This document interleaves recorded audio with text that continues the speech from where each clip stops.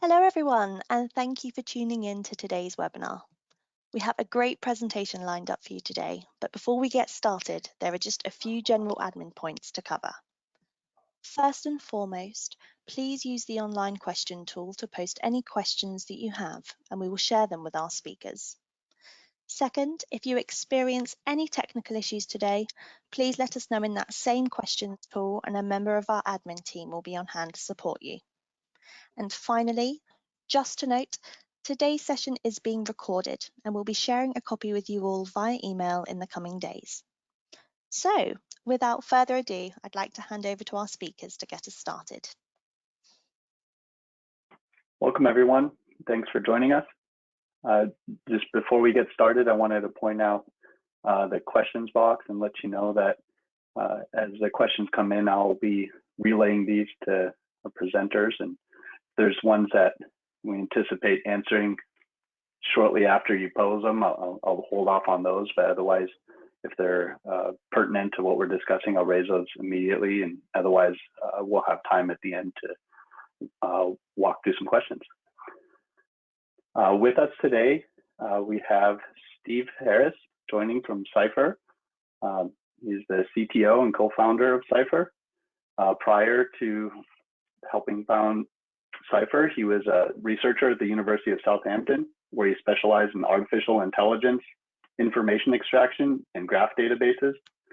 And then leveraging all that knowledge that he's acquired over the years, he now is responsible for the design and implementation of Cipher.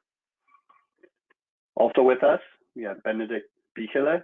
He's the group leader of the Semiconductor and Electronics Group at Global Prior Art. His technical background is in the areas of optics, MEMS devices, and electronic system hardware.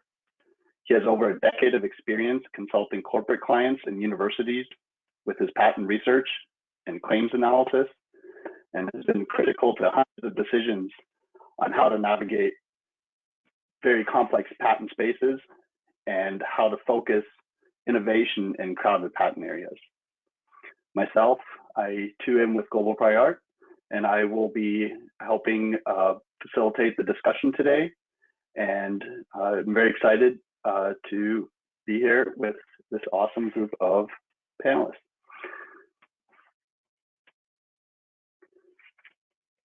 Ben, do you want to share the agenda there? And I'll just give a quick overview of what we'll be talking about.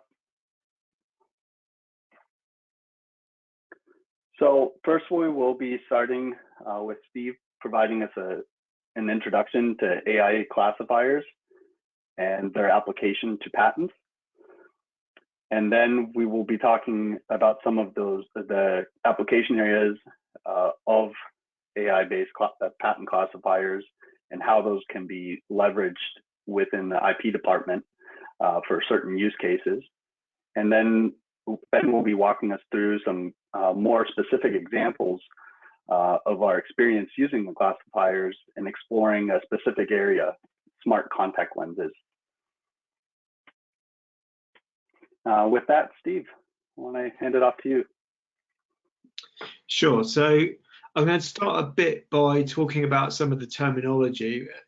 There's a lot of confusing terminology, and quite honestly, there's no real sort of strict technical definition of a lot of this technology. So the way I characterize it is anything that's an artificial intelligence process is achieving human-like results using a machine process. So that's something that you could never code by hand. It's not like you're sitting down and writing an algorithm.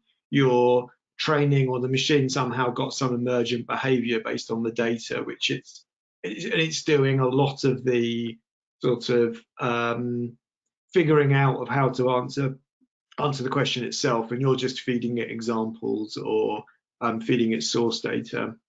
And there's so artificial intelligence and machine learning are two completely separate topics. Most of the technology inside artificial intelligence is not actually machine learning, it's something else. But the kind of artificial intelligence which you hear about in the news and which you see products like Cipher using is pretty much all machine learning. There are some other technologies, but machine learning is kind of really where the big strides have come from technically in the last 20 years or so. And that this is slightly contentious, but I would say that the portion of machine learning which is you can regard as artificial intelligence is deep learning, which is really just a much more complicated form of machine learning, but it still falls into the same category. And then within machine learning, there's two separate categories. There's supervised, which is where a person is explicitly training the machine using labeled examples. So classification is a perfect example of that. You're feeding it some examples of here's some documents that relate to one thing, here's some documents that relate to another thing, figure out what the difference is between them. Then you've got unsupervised, which is more like a clustering process where you feed it examples and it does something with them which resembles a human process. So clustering is a really good example there. In the patent world, if you gave it 1,000 patents, it could figure out there was 8 key topics and assign all the patents to each of those topics. So that's kind of just a brief view of the terminology. And within Cipher, mostly what we do is supervised deep learning. We do also have some non-deep learning algorithms and we have some unsupervised algorithms, but the thing that we're famous for is our supervised deep learning. And the diagram that's on the screen here is just sort of a quick kind of caricature of what's happening when you're using a supervised learning system. So the top of the dotted line there is the training process. So what happens in order to make a classifier that you can apply to patents in this case, you have some kind of system for feeding it examples. So we have a quite sophisticated user interface and relatively easy to use, where you feed in examples from the patent world of the technology that you're looking for and counter examples that sort of describe where the boundary is. So you get to say, here's a good example of this technology and here's some examples of neighboring things which are different, which I don't want to be included.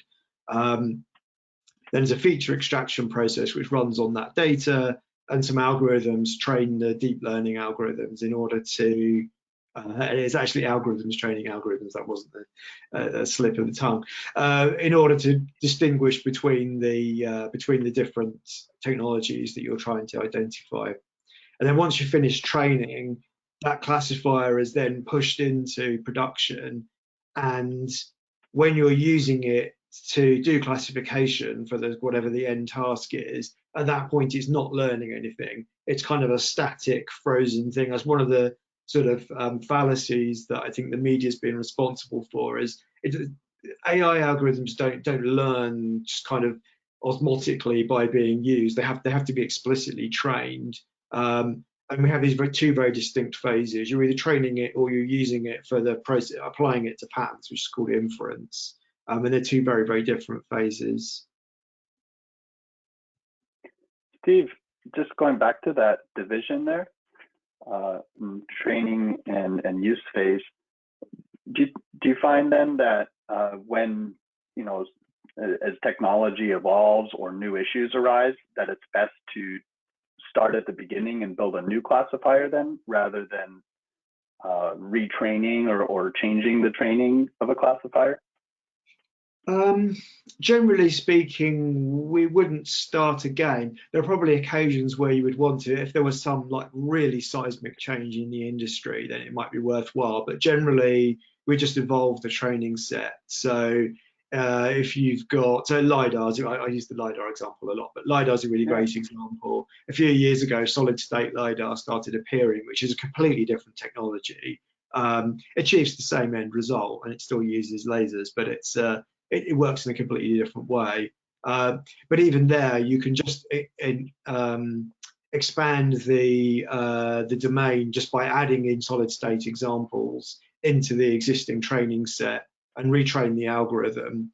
One of the benefits you get from this kind of approach compared to more manual approaches is the consistency of results from month to month, because the algorithm is still, once it's released, it's static. It does not changing its opinions on anything. So by evolving the training set rather than completely replacing it, you can gain some of that stability where it's including new technologies, but it's not throwing away the old stuff. Whereas if you're starting from scratch, it'd be very difficult to replicate the behavior that you had beforehand. Thanks. Makes sense. So this is a little description of how ML algorithms understand data. It's very easy to anthropomorphize them, of course, because they're doing this thing which appears to be sort of magical. And it's also it's important to say that the way it works is completely different to any way a human would understand a pattern. You know, as a human, you look at the patent document, you'll read through the abstract, you jump to the claims, you'll maybe look at the CPC codes, look at some of the cited documents, all that kind of stuff.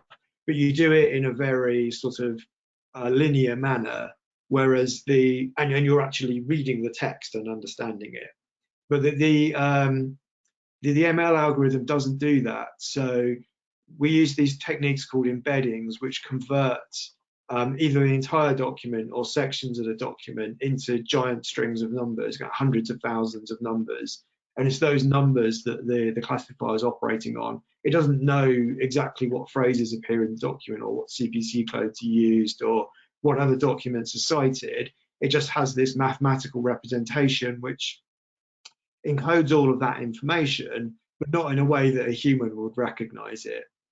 And it's not looking at it sequentially, kind of reading through the document. It sees this, just gets this blast of numbers all in one go, and it's making its decision based on patterns that it can see in those numbers.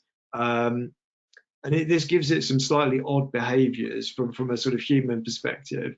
There's things it can pick up on that you never would, like there might be particular turns of phrase that are used in some industries versus some other industries, or there might be citation patterns which you would never notice as a human being, but the machine can pick up on and learn from.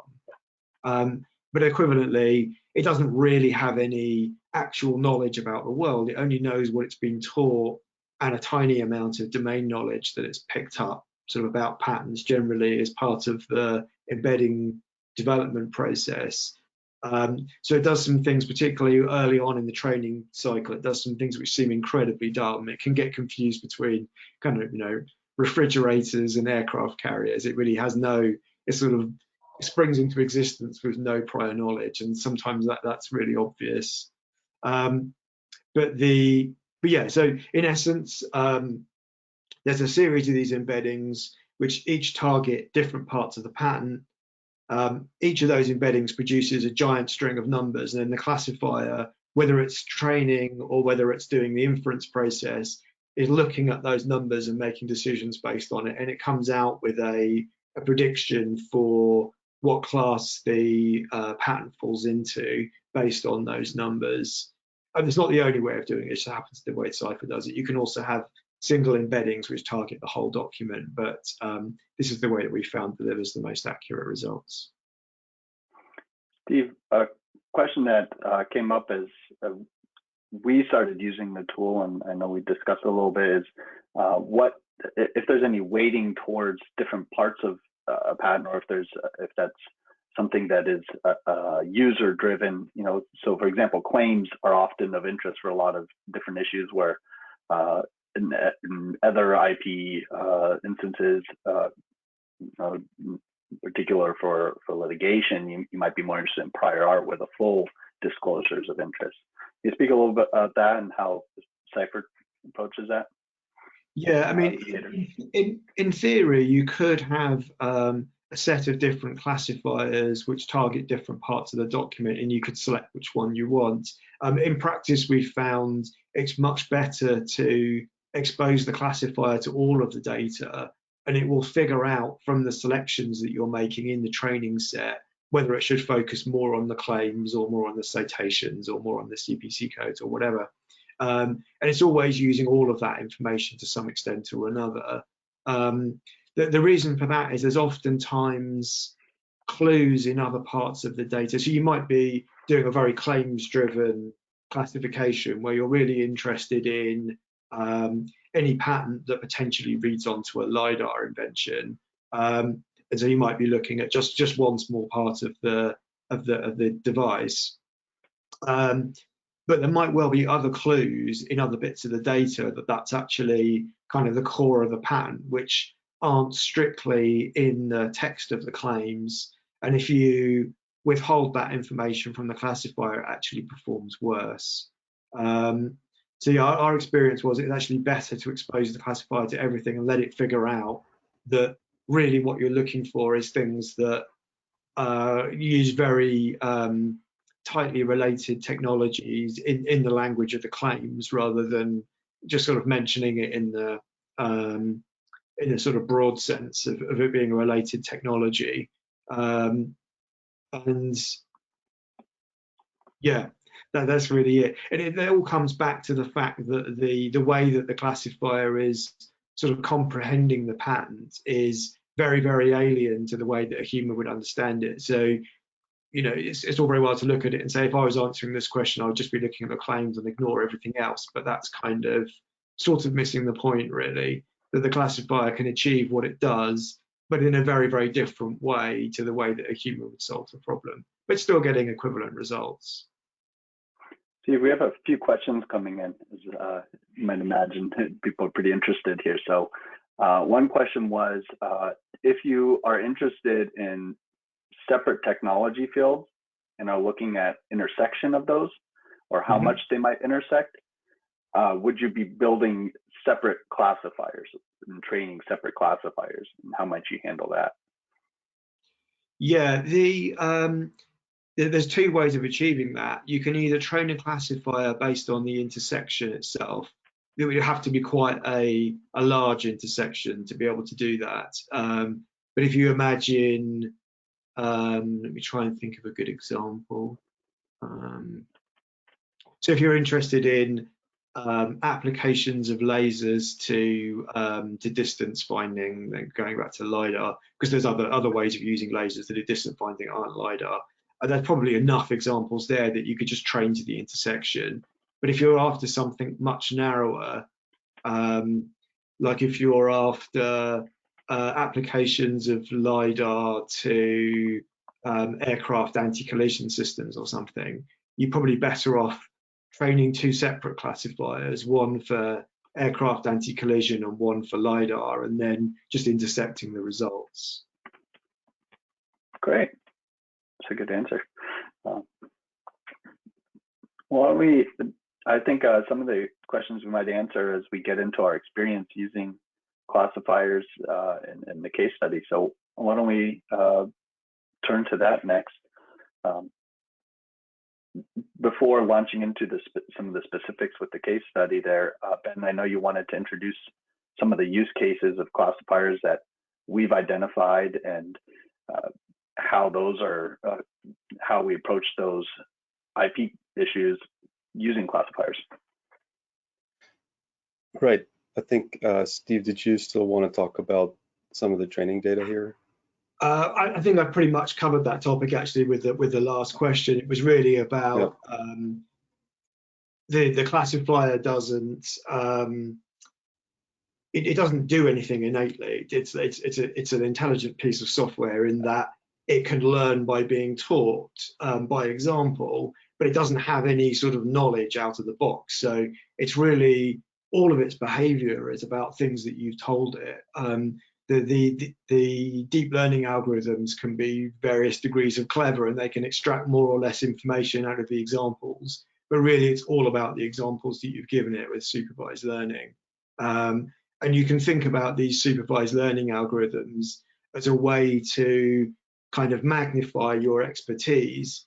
You can spend your time carefully labeling a few hundred patents that the classifier will use as its training set, and then you can apply that knowledge over millions of patents that no one in their right mind would ever want to go through them all one by one. But by going through a few hundred and very, very carefully labeling them and doing some QA work and a bit of error checking, you can then apply that over enormous data sets. And it's, you know, the amount of effort it would take to go over a huge set of patents with the level of accuracies that you get from a deep learning classifier would be quite unaffordable to most people. And you wouldn't have it, you just don't have access to like 1,000 experts that all have the knowledge and experience to make the right classification choices. So by training a deep learning classifier and then running it over huge sets, you really get to amplify your knowledge and reuse it whenever you like. The fact that you can rerun it month on month, getting consistent, repeatable results is really the game changer here.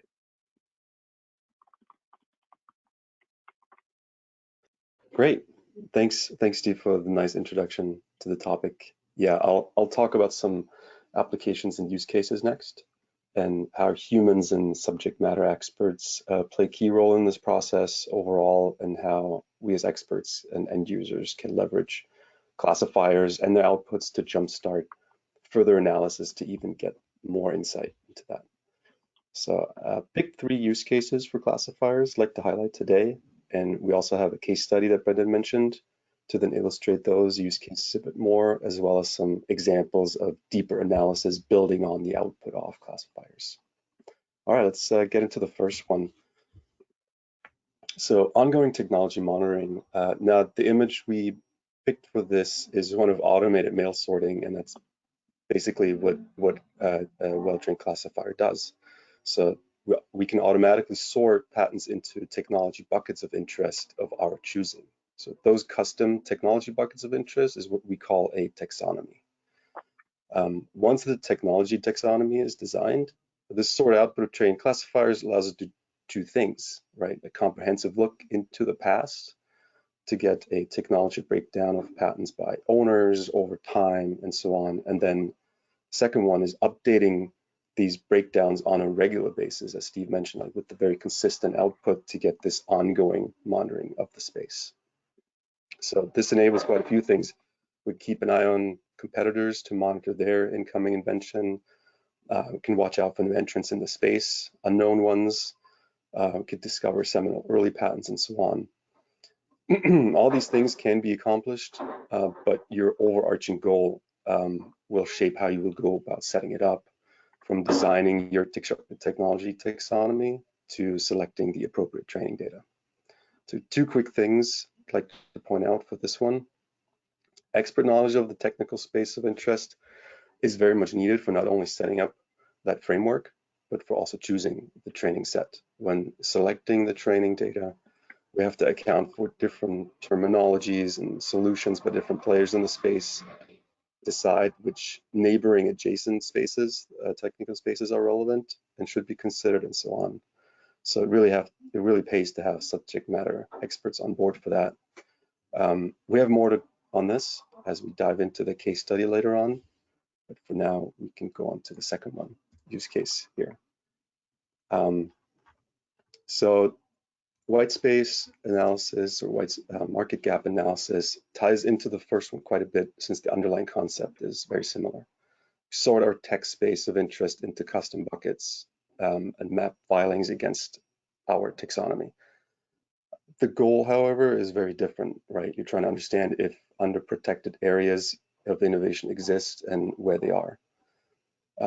We may then direct the R&D team and product teams to head this way, or even try to file our own patents to stake our claim in the space. So now the design of the taxonomy and the selection of training data is a bit trickier than before. If we're trying to understand underprotected areas, how do we go about finding training data for them? Seems a bit at odds with each other, since a potential white space needs to be in the training data to begin with. Otherwise, the machine wouldn't know to identify it. So our training data must inherently, at least broadly, encompass the white space that we're after if we want to see it in the output. This often requires a bit more background research into the space before and during training, and can necessitate a deeper analysis of the classifier output down the line to really identify gaps and opportunities. The last use case I want to highlight is portfolio benchmarking. So essentially comparing different portfolios and mapping them onto a common framework or a common technology taxonomy. It allows great insight into patenting focus areas of companies and answers questions like, how are my competitors' portfolios split across different technologies, the number of filings in certain areas increasing or decreasing in recent years, Or internally, if you're doing this for your own portfolio, is there a mismatch between my product lines and my patent coverage, and so on. So these insights alone can be super useful. Adding external, or in other cases, internal data can even further enhance them depending on the questions you want answered. We listed company revenues, the underlying product or business unit here as an example, but there are as many options as you could think of there.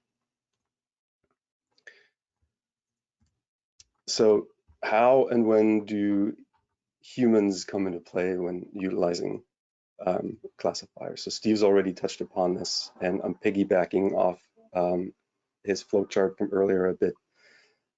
We have our classifiers in the middle that are training data, and then once the output is to our liking, we can start using the trained classifiers, feed it fresh patent documents to give us this labeled or classified output. So two key points then, right? Humans enter the picture first at the beginning when training the classifier itself, bringing the technical expertise and experience into the game, and then ideally this involves folks that are both experts in the subject matter and familiar with classifiers and training them. And then the second point of human intervention is at the other end, using the output of the classifiers to answer the questions, and then further jumpstart deeper analysis for actionable insights. We begin here with the curation of the training data and some factors to consider, and we'll then move on to how we went about utilizing the classifier outputs to empower what we call then a deeper attribution and then additional analysis for our case study. All right, so let's take a look at training data. We'll keep our chart, our little flow chart on top here to guide us through these sections next. There are quite a few factors to consider when selecting patents for training, and this is necessarily not an exhaustive list here, but it all starts with your use case and what you want to achieve and the underlying goal for the whole exercise. So certainly we need an adequate amount of training patents per classifier here, right? At some point, more training data will not give you better performance. You will hit a ceiling, but a certain minimum must definitely be met. We need training patents for each technology category of interest. So knowing the tech buckets that we're choosing is obviously very critical, and just as important as the inclusion or the exclusion criteria, right? Where do we define the boundary of relevant versus non-relevant for our focus? The more clearly we can draw that line, the easier of a time the machine will have down the line as well. So moving on to breadth and adjacent appropriate technology spaces. Those are areas to consider that are slightly out of the immediate focus, but where broader patents and could certainly be relevant depending on your use case. So this already slightly bleeds into this sometimes blurry line between relevant and non-relevant. One example I could think of would be for if fully autonomous vehicles are a focus, then an adjacent technology space of advanced driver assistance systems could be very relevant, right? So things such as lane assist, automated emergency braking systems, and so on. So again, this has to be very much tailored to your specific area. And then the last two, pretty central here, definitions and representations. Definitions aims at accounting for the different terminologies used. Difference in terminologies can have quite a few reasons, right? So, filers can, what we call standard terminology, filers can intentionally stay away from that standard terminology to make it harder to detect their patents. Sometimes the standard terminology just hasn't been established yet and is a bit all over the place. That can happen in very recent and fast growing places where the space is still very fractured. And then it could also be simply a result of translation issues resulting from unfortunate or unusual English wording, or in other languages, right, over foreign priority document and so on. There could be spelling variations and so on. So very crucial that we include as many different variations of the terms as possible to have good representation in there. And the same kind of applies for the actual solutions presented by the different companies in the set as well. So a nice balanced representative set there. That way the machine isn't skewed toward one company or another because it has been heavily trained with patents just by a few assignees. So a nice balance here is desirable as well to mitigate that potential bias. So jumping into the case study that we're using here, for this and all the following examples, we picked the area of smart contact lenses. So broadly speaking, we pretty much defined it as any contact lens that has electronics embedded within. We chose this area because it sits very nicely at the intersection of three innovation-rich fields and fast-growing fields, right? Health, AR, VR, and wearables. And each of these fields brings its own unique set of features to the table that will or can play a role in smart contact lenses in one form or another. So that's a good example of what we mean with adjacent technology spaces that are highly relevant and that we need to consider because underlying problems are the same. So let's say an AR contact lens, augmented reality contact lens, and a contact lens for health monitoring. Those are certainly not the same thing. But the companies behind them, they need to solve issues that both potential commercial products have very much in common, right? So examples could be biocompatible electronics, low power operation, wireless charging. Those are all key problems to solve. So we want to take a look at other applications if we want to get insight into the general space. Right, so let's take a look at how we set this up. To the left in orange, we can see the taxonomy we chose. 10 categories that we want our classifiers to tag and that we select the training patents for, from display hardware at the top to health to safety and privacy matters below. Like blue in the middle represents examples of different representative companies in the space that we're aware of and their positioning. So Tectus or Mojo Vision, that's an AR pure play. Wherein J&J Vision and Verily, they're coming at this from the healthcare angle. And then in green to the right, there are these adjacent tech spaces or subcategories that we want to consider and include. So coming up with a taxonomy, companies in the space and areas to include is a pretty iterative process because they're somewhat depending on each other. You can often find a company that offers another category to include certain filings, or an adjacent space that will spark a new company to target and so on. So it's a bit like the chicken and the egg. It does take a bit of research and thought to get this straight. And what you see here is pretty much the end result of this iteration process. Ben, we have a question from the audience that relates to what you're speaking about there. This sort of conundrum. They're wondering, how do you consider white space issues where you, as you're building up a taxonomy here and developing a classifier where you don't know the activity in there, or you might not even know that there's a technology, that there's that opportunity. How does that factor into this training set development? Yeah, so this was pretty much how we set this up as an exploratory dive into that technology space to see what we can learn about it, including white space. So for this training set, as like I mentioned this briefly earlier, it has to kind of encompass broadly the top level hierarchy then that we're interested in. So if we're interested in something related to, and we're going to dive into some power related issues here, let's say we want to see, hey, are there patents related to energy harvesting? And then what is the white space in there?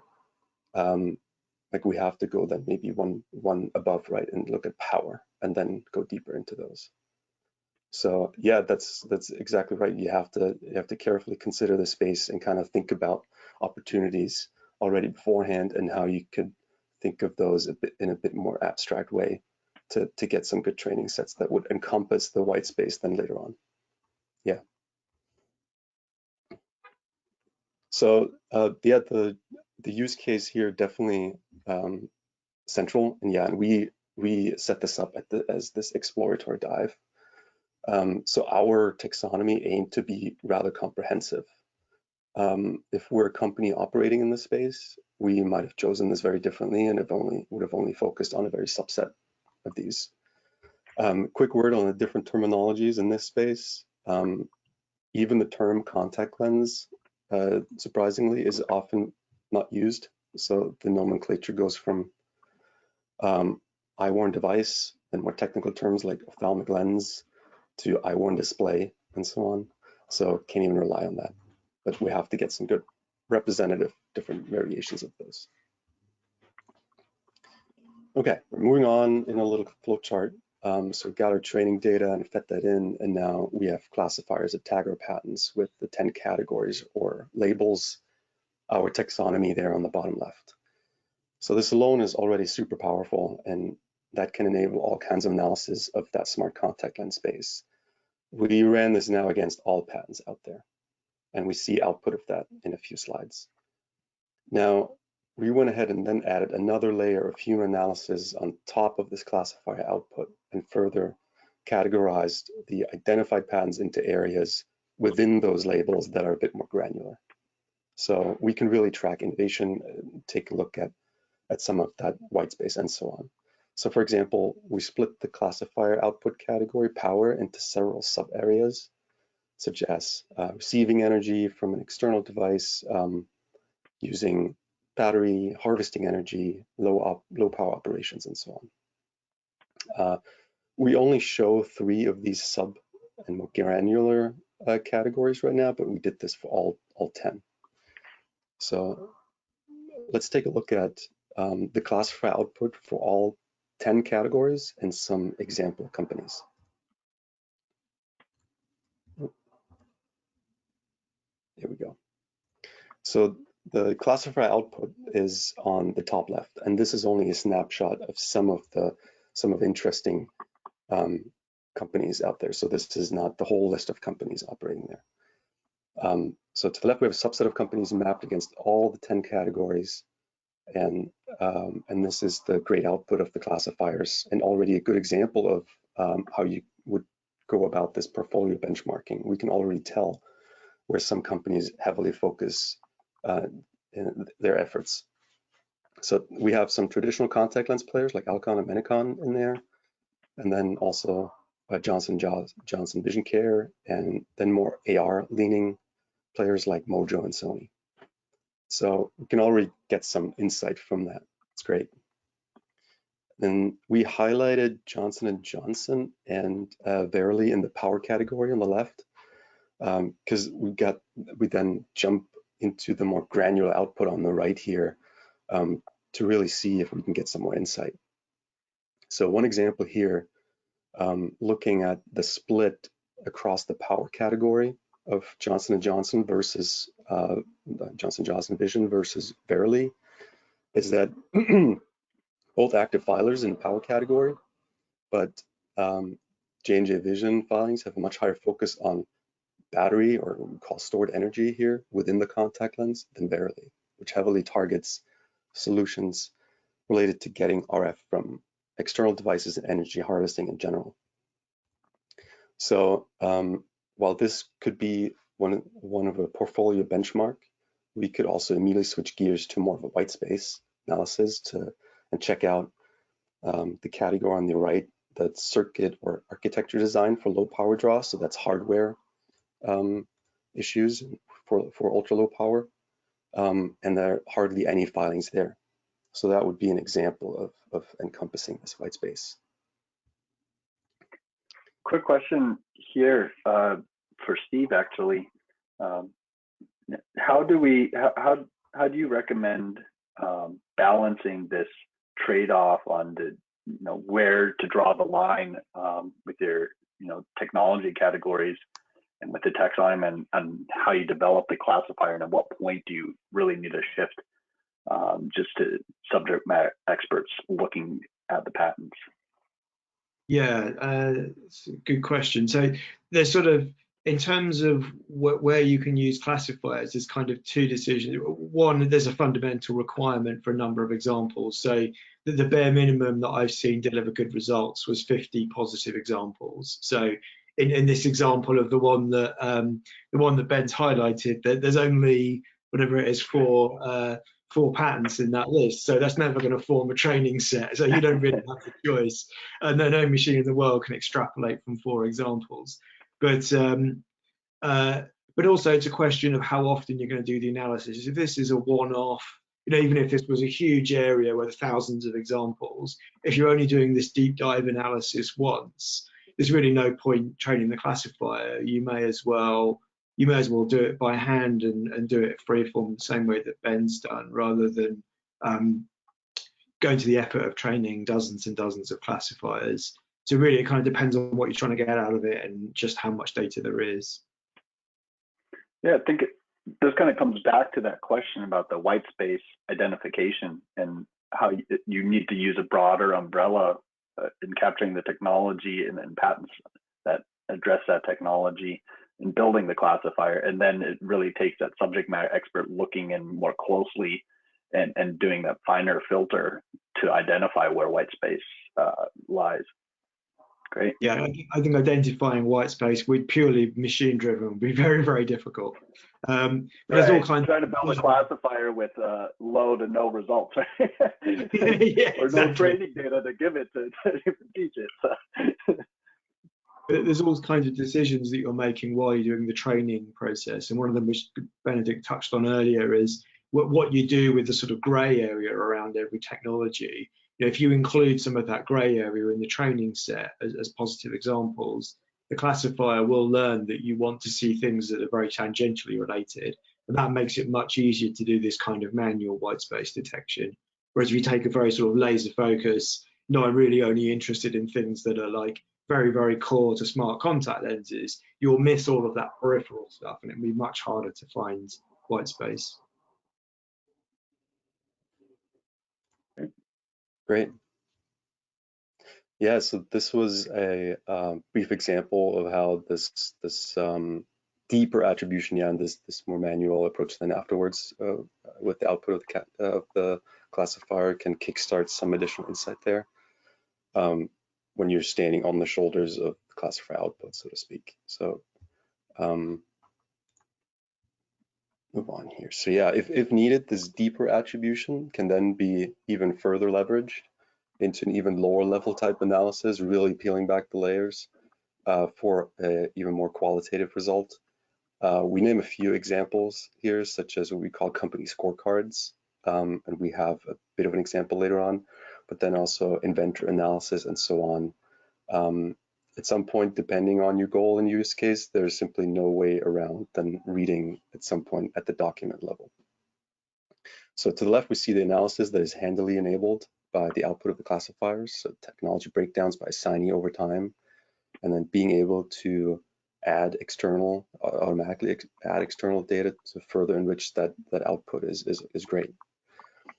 So two other example outputs of these classifiers can be seen here, like one showcasing the overall US patenting activity over the years to the left, and one with some select companies and their filing activities singled out to the right. We see a huge spike in filings in 2013, and we attribute this to the rise of wearables in general, and especially Google Glass around this time. So that sparked a great increase in filings in related fields such as smart contacts. So let's revisit our friend the power category here for a brief example of a deeper analysis of an innovation space. All right, so this time we sliced it a different way. This time it's total filings over time. So the top row, the dark blue circles, are the output of our power classifier, and the rows below are the more granular categories that we use for further analysis. So the deep attribution by experts. And yeah, we can see from the classifier output in the top row, see the earliest filings around the year 2000, which already could indicate some potentially seminal patents, then an uptick around 2000, 2008, 2007, 2008, and then a massive increase in the early early 2010s. And since then, filings have been relatively stable.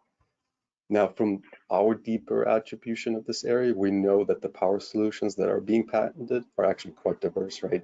We have battery-related issues, wireless charging-related stuff, to harvesting energy from the environment and the wearer.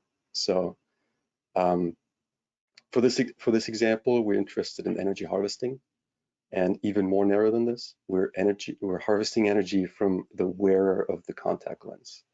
So, because for this example, we really want to understand what's going on here. So let's take a look at a few patents that sparked our interest. So here is called an innovation highlight in this energy harvesting from wearer. We grabbed 3 of them in this particular category. They all claim solutions to getting energy from the human wearing the contact lens. So the 2 on the right are fairly recent. Sony's from 2014, Marcus and Hayes patent in the middle is from 2013, and HP's is very much earlier from 2001. So Sony's patent on the right, super interesting, claims getting electricity from a chemical reaction between an enzyme on the contact lens and the sugar within the wearer's tears. And then Marcus and Hayes patent claims a piezoelectric film on the outer perimeter of the contact lens that takes advantage of the naturally occurring stress originating from the user blinking, winking, rolling his eyes, and so on. So quite different solutions to the same problem. And then HP's patent broadly claims both of these solutions actually over 10 years prior. Now, again, it all depends on the use case of interest and the questions you want answered, and the context absolutely matters here. I'm not trying to find some seminal early patents, or I'm not trying to file some great patents in the space myself and want to see what's going on. But with this example, we see in order to truly find a state, we have to dive into the documents. All right, so the next one is a quick inventor highlight, and one of the notable inventors in this space we uncovered using the classifier outputs here is Babak Parvis. Started filing patents in the space at the University of Washington, so with some pretty broad filings on active contact lenses, pretty much any electronics embedded within, and had some other filings then that went more into wireless power transfer, biosensing, and also eye tracking. And then he later on moved to Google and their life sciences division, or arm now, independent barely, and where he co-founded their smart contact lens effort and filed 25 patents on them. And there he really homed in on the healthcare biosensing aspects of these devices, building on his experience at University of Washington. So then moved to Amazon, and while he's still neck deep in healthcare over there, no filings whatsoever related to contact lenses. So what kind of insight can we get from that? So a few ideas. First, innovation often starts at academia and then moves into industry when researchers or inventors from universities get other jobs and get approached by companies. And second, how the industry filings might focus then on a particular sub area of the previous university research. And then the third one might be that while job changes and by inventors can be a great leading indicator for a company then getting into the space, it doesn't always have to be. Right? So here we can see that clearly Verily was getting things ramped up internally when they hired him, but then the same didn't happen for Amazon. He just changed his focus there professionally. Okay. Ben, we're getting close to the end here. We want to address some of these questions we built up. Is there, maybe quickly go over this last one? Yep, there's one last one. So this is the last example insight I want to leave you with. That's an assignee highlight. We picked Mojo here because they're one of the few companies that have actually announced the product. So the first thing we have to do for this one is Mojo is actually filing under Tectus. So we have to connect these 2 dots to get some insight into the company. If you look for Mojo Vision, you won't get very far. And then we charted the US filings over the years using the output of the classifiers. So, and then took a closer look at the portfolio and annotated this with some interesting innovation clusters for each year. So yeah, so this is a good example of how a combination of the classifier output and then a much deeper dive into it can get you a great understanding of companies' patenting activity and positioning. Yeah, and I think that's all I had. So I think we have a few minutes to answer some questions. Yeah, lots of great questions flying in here that I want to make sure we get some time to talk about. So one of the questions that came up earlier in talking about the use cases in regards to incorporating sort of financial data in with the analysis or with the classification use, and I'm wondering if Cipher has say revenue data in their database or any kind of financial data incorporated, since that's a big point of analysis for IP professionals that work in-house. Yeah, I mean, the short answer is no. We offer it as part of our service, but the actual raw revenue numbers for individual companies don't really help you that much. You really need the revenue broken down by product lines in order to map it to the patents and do that kind of analysis. And frankly, that's a manual task. I mean, classifying patents is difficult, but classifying revenue is virtually impossible. So we do that by analysing reports and accounts, SEC filings, and we've got a few financial services databases, but that's delivered as a service rather than through the software. Yeah, that kind of highlights too some what Ben was talking about how classifiers solve some of the issues, but then you need to bring in other expertise and other databases and other information sources to help make a holistic answer to some of these issues. Another question that came up was regarding Cipher and patent classification. How are applications and granted documents treated? Do you only look at the most recent publications, or how is that considered? Consider families as a whole? So how does the classification work at that more granular level? Yeah, so we do our classification at the family level, but for a number of reasons, partly because it helps with internationalization issues, but also to deal with that issue of quite often the application's much broader than the grant. So we go for we sort of chase down the history. So if you've got a family with three US applications, 2 of which have proceeded to grant, we'll do the classification based off the granted ones. Whereas if there's no grants yet, we'll use the applications to decide what technology it falls into. Great.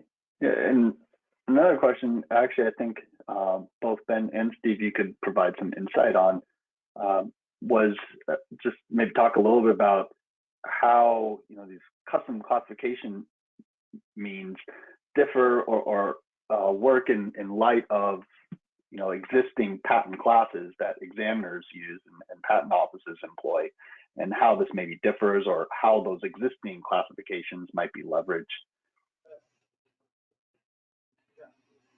I can go first. So we do use the class codes assigned to patents to help the classification, but in all honesty, it's not that critical to the classification process. It's more about the text and a few other things. So we do use it. The class codes are assigned very inconsistently between different geographies and between examiners. And that's not a criticism of the examination process. The purpose for assigning the class codes is not around what is the sort of technological source of this innovation. It's about identifying prior art, and that's quite a different requirement. So it's very rare that it's very rare that you'll find a class code that relates to the technology you're particularly interested in. They tend to be very specific, but in a non-technology driven way. And even if you do get lucky and the thing you're interested in has a class code, you'll find that lots of the patents that relate to that topic don't have that class code assigned to them. We actually did an academic study about this a few years ago, which we published in an Elsevier journal, comparing real-world technology classes, as in topics of interest to domain experts, with class codes, and there's really very, very poor correspondence. Yeah, I was about to say, just echoing what Steve just said, where patents are filed can vary very much, and then how relevant they are to the particular subclass. Right? We often, depending on the subject matter, some patents are class or in CPC classes, like in dozens of CPC classes. So that's not super helpful. I think it can jumpstart some of this, and it's definitely helpful looking into some of the CPC classes to further identify some training patents. But I don't think they can be just relied on. Yeah, just maybe adding to all that, the patent classes, they often don't answer the questions that you have. They're and are inaccurate, I think, is also one of the sort of what you're getting at there is.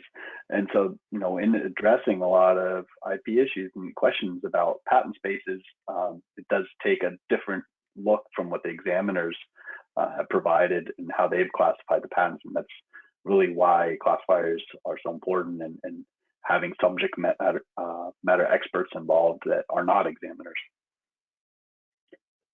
Great. We're getting close to the end here, so I just want to let everyone know that probably won't get to all your questions here, and so please do reach out to Steve, Ben, or myself.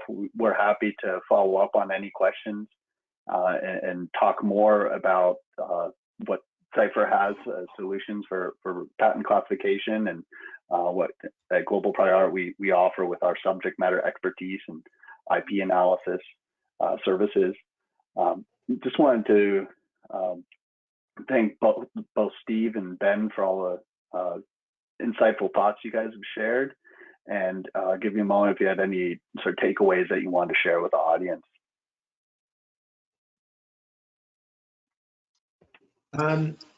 So I think probably one of the things that I found interesting is kind of like the trade-off between when you should train a classifier and when you should use kind of whatever process you're using currently. And we normally say, I think Ben might have some more insight, but we normally say, if you're only going to answer the question once, just do a Boolean search and then filter it, or a latent semantic search, or whatever it is. But if you're going to do so, if you're going to do it again, or you think you might do it again, it's worth putting the effort into training a classifier. We didn't really touch on the amount of work involved, but it's sort of 1 to 2 days to get a really good classifier, depending on the difficulty of the topic and your level of expertise, of course. So it's really not a trivial amount of effort. But the upside that you get is that you can then rerun that with just a click and a bunch of machine time, which you don't have to worry about. It's relatively fast, and we're paying the bills for that anyway. But it doesn't require any more intellectual effort on your side. You can update your reports very, very easily in a way that you never could with any other sort of landscaping technology. Right. Yeah, we've had some good experiences with them. For us, it's really great, useful tool that makes our jobs then more efficient, and so we can use that, trust the output, and then we can spend our focus and time on the deeper analysis down the line. Which is really the high value stuff, right? You want the machine to do the heavy lifting, kind of boring, sifting through millions, and then apply your expertise where it really counts. Right. Excellent. Yeah, thank you guys. And thanks everybody for tuning in. Great. Thank you everyone for joining today. And like I said, if you have further questions or would like to learn more about what we went over today, there's a lot more to talk about when it comes to patent classification and Cipher's amazing offering there, and then also what our experiences are from the human interaction with the tools, and what's required, and from IP analyst and subject matter expert. Love to hear from y'all and talk with you more about these. Thank you. Thank you.